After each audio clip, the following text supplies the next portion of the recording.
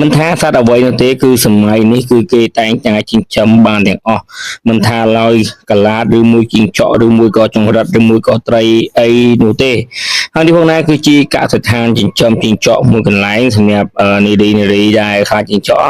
មើលវីដេអូនេះបានដឹងថាជីងចក់គឺវាមានអត្ថប្រយោជន៍ខ្លាំងមែនទែនអញ្ចឹងហើយពួកបងនារីដែលបងប្អូននារីឬមួយបរិសណាដែលខ្លាចជីងចក់មើលវីដេអូនេះបានដឹងថាជីងចក់គឺមានអត្ថប្រយោជន៍ខ្ពស់ហើយបរិសម្នាក់នេះគឺគាត់ចិញ្ចឹមជីងចក់គឺគាត់អាចរកចំណូលមួយខែរាប់ពាន់ដុល្លារឯណោះពីការចិញ្ចឹមជីងចក់គឺពិតជាអស្ចារ្យខ្លាំងមែនទែនហើយពុកម៉ែបងប្អូនមើលការចិញ្ចឹមជីងចក់របស់គាត់គឺមានលក្ខណៈស្តង់ដារខ្លាំងមែនទែនគឺសិតតែម៉ាស៊ីនត្រជាក់ទៀតបានចិញ្ចឹមទៅធ្វើឲ្យជីងចក់របស់យើងហ្នឹងវាមានភាពទលុកទលន់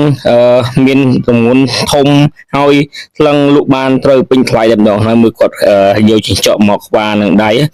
គឺមួយក្តាប់តែម្ដងគឺដោយសារតែវាចិញ្ចឹមបានថ្លៃហើយនេះផងដែរគឺជាកសិដ្ឋានមួយដែរគឺគេចិញ្ចឹមគីងគក់ហើយពុកម៉ែបងប្អូនចង់ដឹងថាគេយកគីងគក់ហ្នឹងទៅធ្វើអីគីងគក់គឺជាសត្វមួយយ៉ាងដែរវាគឺជាថ្នាំបុរាណចិនឬមួយក៏ថ្នាំបុរាណខ្មែរយើងដែលពុកម៉ែបងប្អូនយើងខ្លះគាត់បានដឹងហើយដែលជីងចក់គេយកទៅធ្វើអីហើយពុកម៉ែបងប្អូនឃើញខ្សែភ្លើងហើយនឹងដុំមួយទូចដែលប្រព័ន្ធជាប៉ុនមេជើងនោះទេពុកម៉ែបងប្អូនដុំនោះគឺជាដុំរំញ័រមួយដើម្បីពេលអាដុំភ្លើងរំញ័រហ្នឹងទៅធ្វើឲ្យចំណីរបស់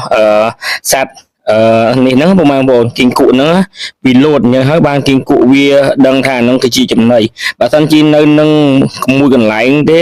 គីងគក់ហ្នឹងវាដឹងថាជាចំណីឯងហើយបរិមយ៉ាងនេះគឺគាត់បានចិញ្ចឹមគីងគក់ហ្នឹងគឺគាត់រកចំណូលបានមួយខែដល់រាប់សិបម៉ឺនដុល្លារនោះពីការចិញ្ចឹមគីងគក់នោះគឺគេបានយកគីងគក់ហ្នឹងទៅធ្វើថ្នាំឬមួយក៏គេយកទៅបរិភោគក៏បានដែរហើយ